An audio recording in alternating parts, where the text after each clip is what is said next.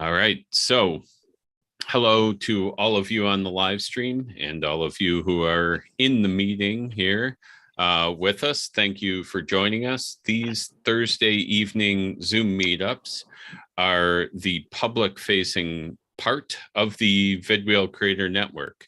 What is the vidwheel Creator Network, or the VCN? We bring together consultants, solopreneurs, and small business owners who aspire to take our businesses to the next level with self-produced video.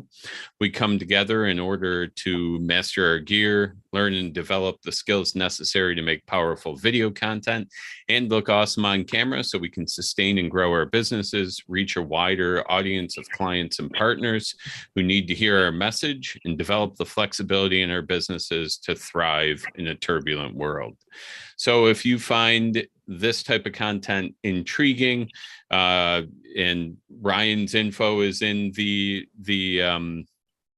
description for the live stream. I'm also going to share with the group, and it's in the live stream too. If you ever want to chat about video, feel free to book at that Calendly link. A live stream like this is a good preview of the vidwheel Creator Network, but if you want to get the full experience, join us on the next Zoom meeting, like the folks who are in the meeting here with me. That one's on Thursday, April 21st at 8 p.m. Eastern, and it features YouTube creator and strategist Eric Worrell. Eric will be carrying on YouTube month with sorry, I'm going to let somebody in here. He'll be carrying on YouTube month with a presentation called A Beginner's Guide to YouTube Ads in Submarines. And his blurb is, if you sell screen doors for submarines, you'll have a tough time closing a sale. But after joining this talk, you'll know how to target and speak directly to submarine enthusiasts on YouTube. If you don't sell submarine screen doors, there's a good chance that you'll also find value in this chat and how to talk and find your ideal customer. The event info for that event and all upcoming events can be found at events.vidwheel.com. You can also find that in the description for the live stream. Okay, so let's get to it. We're kicking off YouTube month tonight with a presentation by podcaster and podcast producer Ryan Sullivan. Ryan is going to present Understanding YouTube, how to create on the second largest search engine. If you want to get some tips on how to create for YouTube, you're in the right place. So let's get to it. Ryan, are you ready? I think so. So I'm going to try and see if Zoom is my friend today. I'm going to try to share my screen here. Excellent. But yeah, before I do share my screen, I just want to say, Neil, thank you so much for having me. We connected on a call, and anything helping creators, I'm trying to do the same. And I'm a creator myself, have 2 podcasts and help people launch podcasts. So anything related to that, I really vibe with. So thank you, Neil, and thank you everybody else for being here. And now we'll see how we do with Google Slides and Zoom. So let's dive in. All right, let's do it.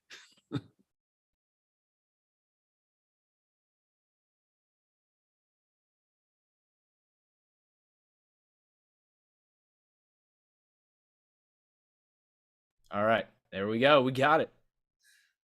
All right, so just a little bit of context on myself before I dive in here. By the way, it is raining and a little windy where I'm at, so if I've been okay so far, but just to let everybody know, if there's some kind of drastic cut, that's probably why. I live in the woods. There's a lot of trees around me, so that's just how it goes.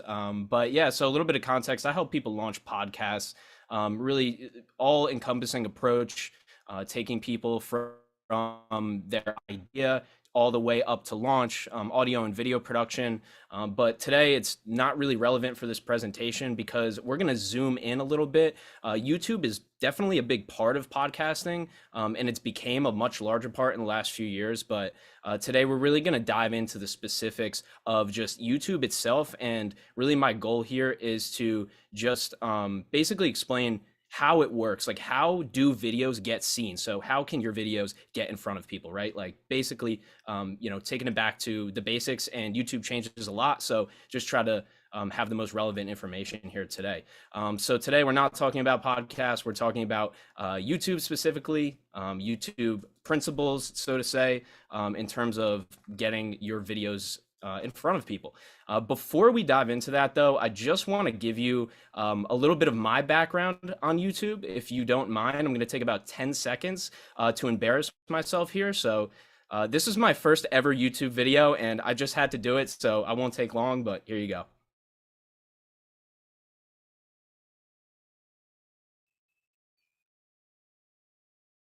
You don't want to hear the sound, trust me. It's not too entertaining. But this is 2009. This is my first YouTube video. I remember sending this video through a text. That's how you could upload a YouTube video back then, because my internet would not even upload, my dial-up wouldn't even upload a video. So I've been making YouTube videos for a long time, in the past few years on and off, but I definitely have some experience on the platform. And it got a little bit more intense than just having my sister record me on a dirt bike when I was like 10 years old. Fast forward a little bit, if I can go through here. So 10 years ago, which is crazy, I actually made a video. I used to be very much into video games, and if you know anything about video games, YouTube was the place to really find out information on these games. So I made a video, in 2012 on a whim. I basically just copied what my friends did. They would record themselves playing video games and put a voiceover on top of it. So that's what I did. And in this one, I just got a little bit more creative. And so I'm going to explain why this video got 200,000 views. And I know it seems like, hey, that's 10 years ago. Everything must have changed by now. But there actually are still some kind of key principles that I think I even knew better 10 years ago, honestly. You might have wanted like the 13-year-old me to do this presentation, but there are really a few key takeaways, even from this random NBA video getting 200,000 views. So I'm just going to go into that real quick. And so moving from there, I just think there's really three main things, three main reasons why this video did well. And I'll just set context. I didn't have 10,000 subscribers. I think I had 100. My other highest viewed video was 1,000 views, right? So I think number one is really timing. And so I'm really just going to set, like, I think these are the three kind of basics when it comes to a YouTube video getting seen. I'm not going into video strategy. I'm not going into what you should include in your videos. It's really just, how can a video get seen? So in this instance, this game came out 1 month before I released this video. So when a game comes out, or say you're a marketer, right? When a new change to the algorithm comes out, you want to be the first one to create content about it, because that establishes you first as the person who knows what you're talking about. And also, people just want what's happening right now. What's the newest thing? So people wanted to know how to level up in this game. So what I did was, my strategy was basically take all the videos about this game and put them into one video and just include everything that everybody else was saying. So I watched all the other videos on the subject. I took my basically my learnings from playing the game itself, and I put it all into this video. Once again, I didn't expect this video to do well. It just did well. And after the fact, now I'm actually looking back and figuring out why. Back then, I obviously didn't really think about it that much. And number three is just relevance, right? Because people didn't want, if this said NBA 2K13 video, it wouldn't have done well. The reason why is because it was relevant to those people at that moment in time. All those people wanted to do was learn how to get better in this game because it was brand new. So once again, I know this is a 10-year-old example, but it's my personal example. And looking back at it, I wasn't going to include this, but just looking back at it, I really do think that these principles still apply here. But we're not going to end here on this 10-year-old video. We're going to actually we're actually going to come up to modern times and see what actually works now and what has changed in terms of YouTube. So my goal for this presentation, really my goal for tonight, is to, how can we as content creators, how can we as solopreneurs, entrepreneurs, whatever we are, how can we create content based on the things we already know to help people that don't already know those things, right? Because ideally, we don't want to reinvent the wheel. We know a lot, but how do we help somebody that might be at the beginning of that journey or the middle of that journey, right? And a lot of our audience, which you probably all have, you know, an audience of some kind, most of the people are probably at least a few steps behind you in terms of what you do, right? So my goal here is not to, you know, create an entire business around this. It's really just, how do we take what we already know and then apply it to the context of YouTube, right? And let's see if I can continue. So before we dive in here, I have a little poll, just a little quiz. Neil, I don't know if we have this on the actual poll or if we should just run it into chat, but I think we're going to throw that up on the screen. So I have a question for you guys, and it has to do with YouTube. And now this is not something that I even knew. I had to actually do a little research on this. So let me explain the question before you take the time to answer.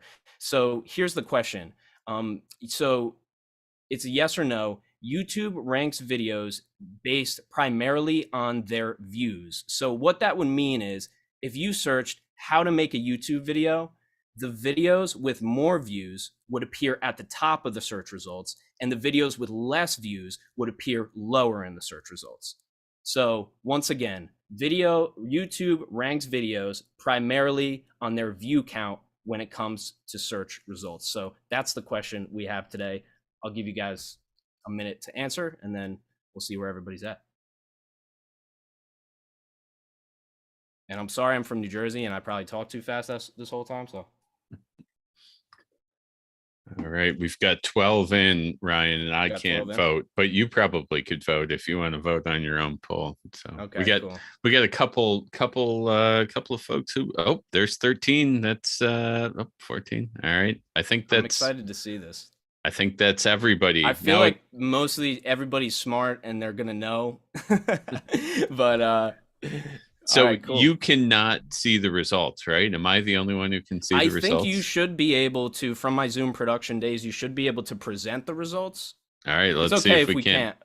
So everybody has participated who can. So now I can share the results. Oh, okay. They don't come through on the live stream feed. So if you wanna talk through what we just found out there.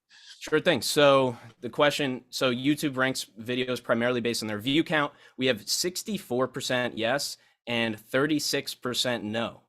So this is interesting. All right, I think I picked a good question. So that would mean whatever. Yeah, we got about 10 yeses and maybe 4 no's. I don't know. It's 9 yeses, 5 no's. Look at that, man. I'm not even. I was not even a math major, you know. But sounds good. All right, cool. And we can close that out. Okay. And keep going here and give you guys the answer that you're all waiting for. So the answer that surprised me as well is no. And I'm going to show you an example of this, which I thought this was the case, right? I thought that if you have more subscribers and more views, then that's going to get you more subscribers and more views, right? Doesn't that make sense? So this is how it actually works. Every single YouTube video uploaded is ranked in YouTube search. So if you upload a video right now, that means somewhere in some search result, even if the title is a period, somewhere in the search result of a period, your video is there. It might be number 3,200,034, but every single video is ranked in YouTube search. This is because all videos are ranked based on how close they match the search result. So the video is not ranked based on the view count or the subscriber count, or there's different variables to this, but it's not based on numbers you already have. And this seems like a bad thing, but it's actually a great thing for us, because that means if you have 0 subscribers and 0 views, or 100 subscribers, or your channel's 10 years old, or your channel's 2 days old, that means you have the exact same chance as somebody whose channel is 10 years old and has 10 million subscribers. So, and I think YouTube did this for a reason. This is going in a little bit to the weeds, but I think they want creators to get seen. And that just means that if you have quality content, then you do have the chance to get seen. So 2 things that don't matter. The great rock meme, I had to throw it in there. your subscriber count and your view count. So if you see somebody with 100 million subscribers, your video could rank above them. And it probably will if it's a better video. And I'll explain how to make, or how a video gets ranked higher. So here's just one example. I think I typed in how to make a podcast, and this video with 143,000 views is ranked above the video with 600,000 views. So this is just one example. If you on your own time just do any YouTube search, you'll notice that it's a video with 50,000, 100,000, a million, 500,000, 300,000. It doesn't go by view count at all. And I think on the outside, it seems like it does. So I just wanted to make a point of that. And just as a little motivation, even motivation for myself too, of it, don't be intimidated because other people have subscribers and views and things like that. You could literally make a video tomorrow, if it's done correctly with the right timing, that gets 1 million views over somebody else. So let's look into actually what does matter. And this is called metadata. And this is a term that's like thrown around in marketing and things like that. And I'm not a marketer, and so I don't really know the other definitions, but I've definitely heard it kind of in passing. But metadata basically refers to these variables that rank YouTube videos, right? So that includes titles, descriptions, tags, cards, thumbnails, and captions. And just because I had to remember what a card was. The card is the little thing that pops up in like the top right of the video that like advertises another video or a channel or something like that. But these are all the things that do matter. So once again, view count, subscriber count, doesn't matter. These are the things that matter. I'm going to talk a little bit about optimizing them as well. But how the algorithm itself works is that if you have a search that says how to start a podcast, right? In that search, the keyword would be podcast. So YouTube's algorithm is looking for that keyword. All they're trying to do is match that YouTube search with your YouTube video using all of these variables. So your title, your description, your tags, your cards, your thumbnails, your captions, right? So if you're the best one to answer that question, then it's going to put your video to the top, right? So how to start marketing online with $0, right? The video that matches the keywords in that search better is going to appear on top no matter what. And so keep it going here. Obviously the question is how to rank high, right? So how do we do this? We know we don't have to worry about subscriber count. We don't have to worry about view count. We only have to worry about metadata. But how do we get the best metadata so we can actually rank higher? And unfortunately, I don't have enough time to go into every one of these variables and how to optimize them all. And I think the YouTuber you're probably having on, maybe in the next session, I bet he'll go deeper on this. So I'm hoping this is a little bit of an introduction and maybe he can go deeper.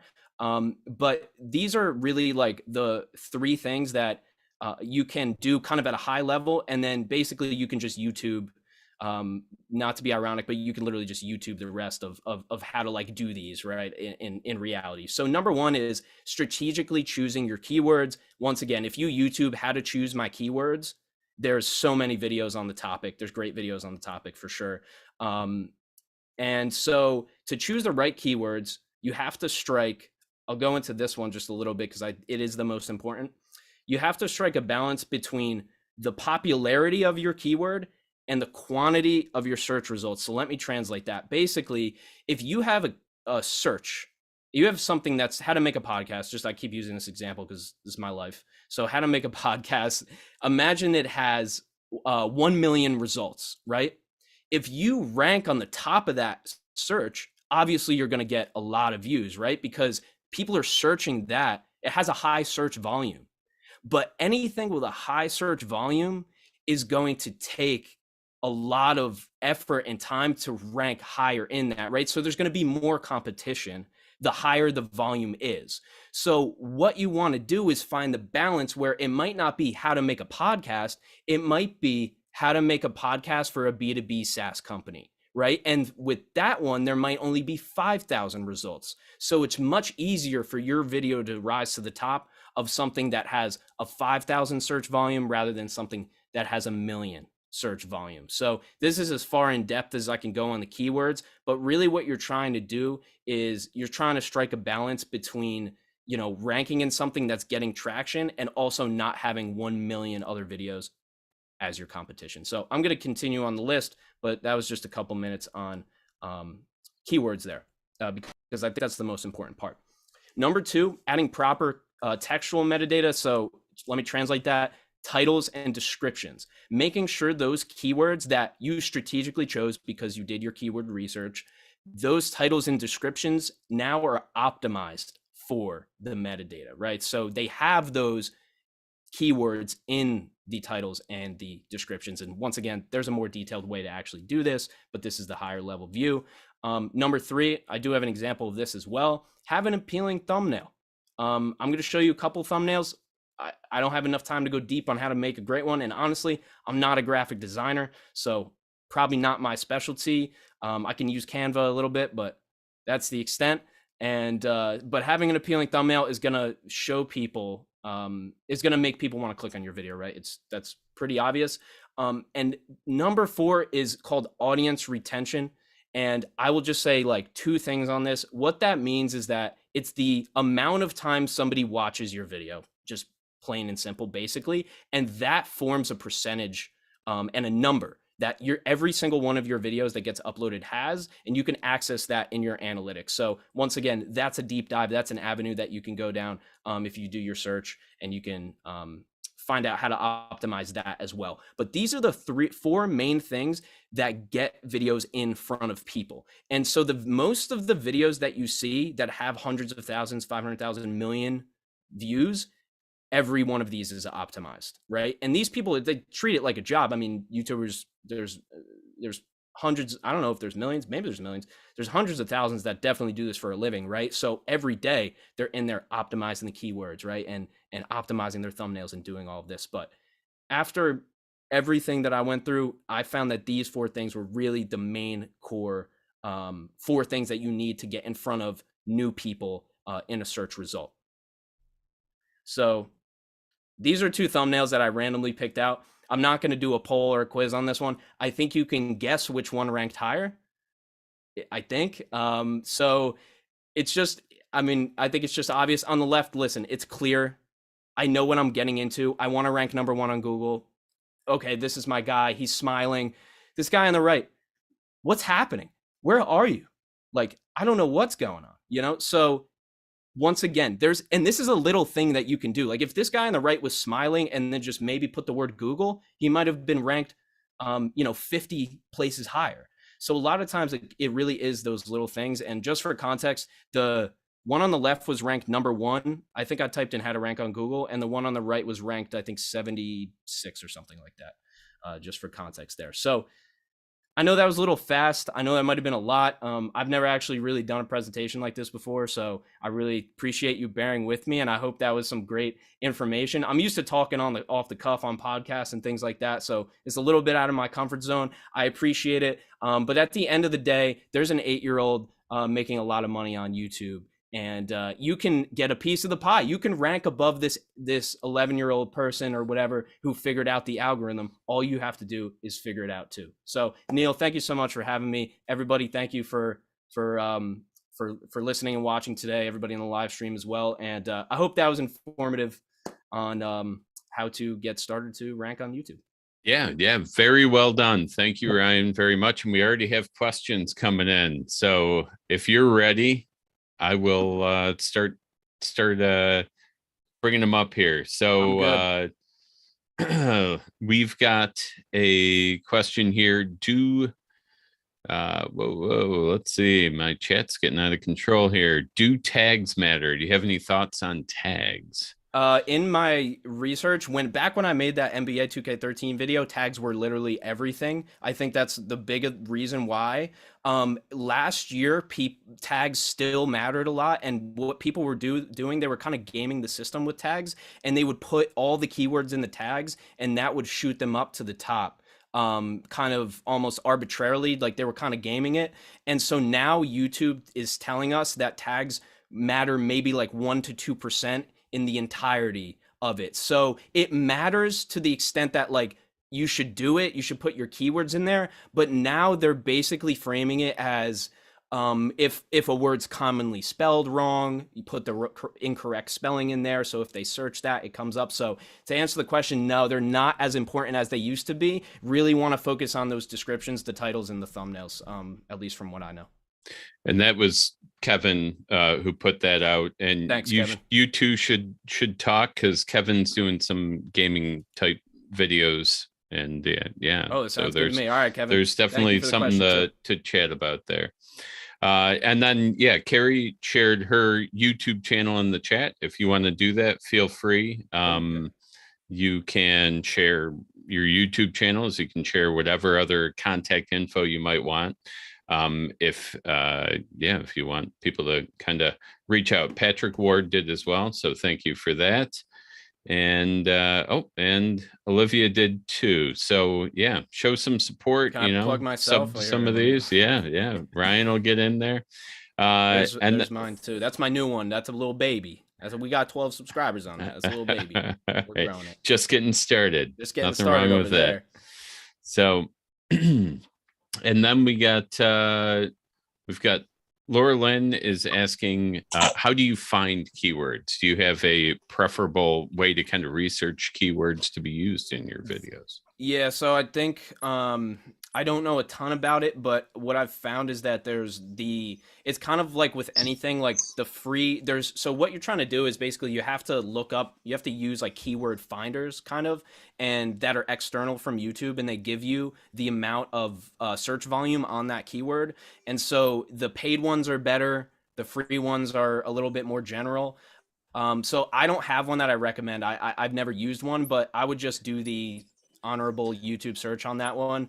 But I'm pretty sure though that you have to, I think it's kind of like an investment, but when you invest in it, then that you get the best results. So I think it's you kind of have to do that. I've got a couple freebie options there. So like the easiest thing to do is put in a search into Google, and then you can either, while you're typing in your search, Google will auto populate a lot of things. Now, this isn't YouTube specific. It's more like general SEO, but could work for you. And then also at the bottom, if you go and execute that search at the bottom of the page, they'll have a lot of like related searches, which are, good for a starting point for related keywords on whatever you're looking for. And that leads into something that I guess, let's see. So everybody, good sharing, everyone there. Very nice. That I was going to ask, and I guess I'll just jump in and ask it. Do you use any of the plugins, Ryan? We've had a lot of talk about TubeBuddy and vidIQ. What is the other one that I'm thinking of? Yeah, vidIQ. So TubeBuddy is the one I'm most familiar with, but I haven't, not recently. I haven't used any recently, so I don't have any recommendations there. But TubeBuddy's the most one that I'm familiar with. I remember using it a while ago. So yeah, that's another way to do a little bit of keyword research, and they both have freemium options. So yeah, I think too, another little trick that you could do, which I don't know if this is going to be helpful at all, but you could basically create a YouTube channel, and like a blank YouTube channel, and start searching the stuff that you want to rank for on your channel. So you'll see what other videos pop up, because it'll be a blank slate. So that's one way to do it too, because your YouTube account is affected by everything you've ever searched. So their algorithm is on another level. So I don't think people understand that, but I don't. All right. Does anybody else have any other questions? I'll get that for you, Kevin, that link. And does anybody have any other questions? Otherwise, I usually load up a few. Anybody? Just raise your hand or unmute and go for it.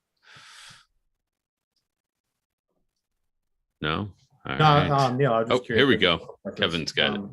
Ryan, what do you recommend like for a new like YouTuber, how to get, because I have like 12 subscribers, but I just hit like 250 on Instagram, and I'm trying to take the Instagram followers into YouTube as subscribers to get it monetized from 1,000 to 4,000 views. So it's trying to move those people to another platform? Do you have any recommendations for that?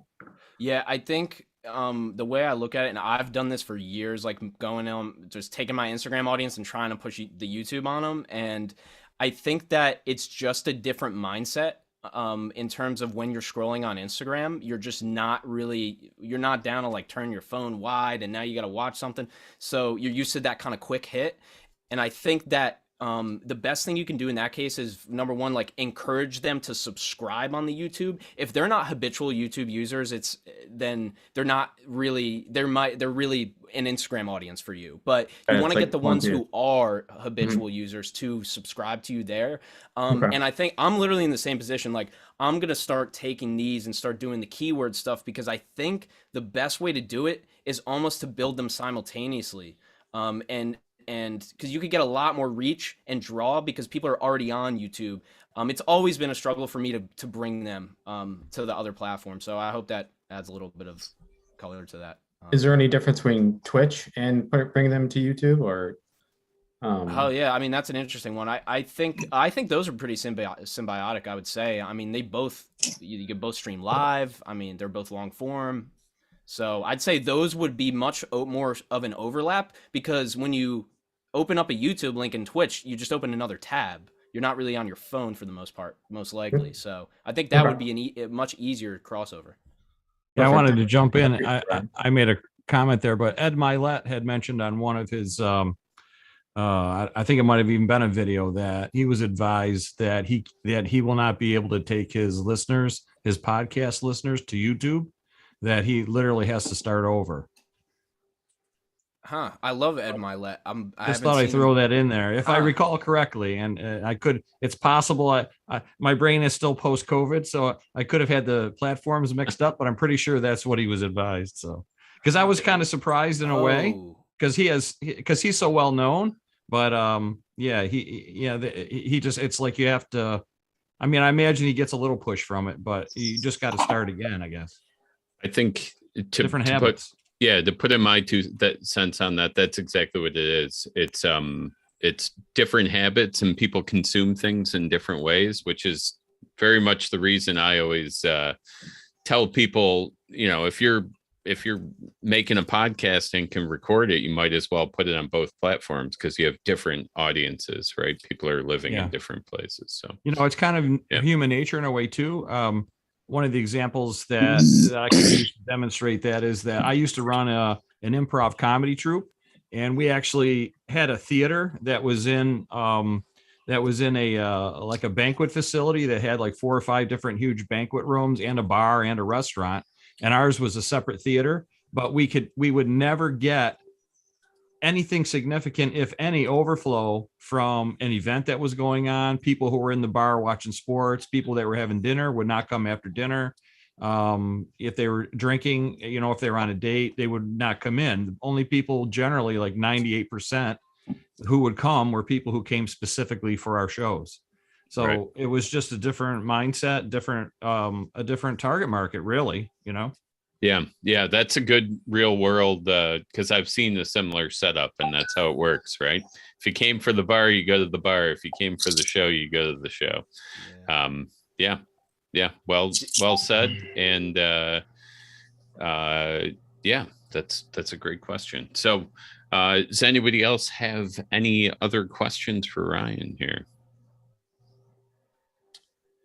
By the way, the chat's doing well. Appreciate everybody engaging down there. But if anybody wants to jump in, go for it. But another nuance too that's brand new is, I don't know if you saw this, but Spotify is offering video now. It used to just be Joe Rogan. Now it's Joe Rogan and like they bought Anchor, and now Anchor offers the video. But if you have a YouTube link in your show notes anywhere, they don't let you have Spotify video, because they are in direct competition with YouTube. So just as a podcast nuance, you're going to have to pull all your YouTube links. This is my understanding. Maybe I don't know, but I tried to apply, and they said that I have a video version of my podcast, which I guess means that I just have the YouTube link everywhere. So there's that too. But hey, there's, we might in a few years, we're going to be talking about a different platform, probably doing SEO for Spotify too. So hopefully, I hope their search gets better. Yeah. Excellent. Any other questions, folks, for Ryan about podcasting or ranking on YouTube? I do have one if nobody else has got one. So Ryan, a lot of what we hear about these days is that dwell time, like how much of a video someone is consuming. Do you know where that ranks kind of in the overall hierarchy of kind of what's important in terms of ranking on YouTube? Yeah, I think that from what my understanding is that before your people watch your video, you have no dwell time or audience retention, Sure. right? So I think off the bat, it's the metadata that ranks it. And then YouTube, the algorithm goes, okay, let's see how it does. Now okay, you got us with the metadata, but are you now going to be able to retain? And so, and I actually I watched a lot of videos for this too. And there would be videos that the thumbnail was amazing, the metadata was amazing, but they were 14 down because their video was just really boring or something, right? Or it just didn't hold the attention, right? So I look at it as a 50-50, but also the audience retention thing is especially as well for your subscribers that you already have, because they're used to your format of videos and they're used to you, so if you kind of slack in that department, they're like, you want to retain them as well as those new people. So I look at it as like the metadata first for before you have any views, and then once you have views, then it's all that. So that's why I wish I could have went deeper there, but I think that you should be definitely not saying to script all your videos or anything, but really do some research on like how to create a compelling video. And I know you guys probably talk about it all the time, but excellent. Great answer. I'm going to go last call for anybody who might have a question. Oh, here we go.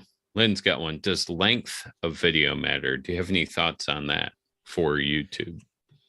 Yeah, I just think it's probably like a real like full-on YouTube expert. This might not be right, but the way that I look at it is like you're just taking a little bit probably more risk with a longer video in terms of you have to make sure it's that good, right? So like you say a video on a video is 5 minutes versus an hour and a half, right? Like it's always gonna, no matter what the topic, it's always gonna be harder to retain people for longer, but you're gonna have more retention because a 5-minute video could never get 20 minutes of dwell time. So yeah, I think it's always a challenge, but I release long form podcasts and I'm trying to figure it out right now myself. So I think I think what you got to do is have the mix.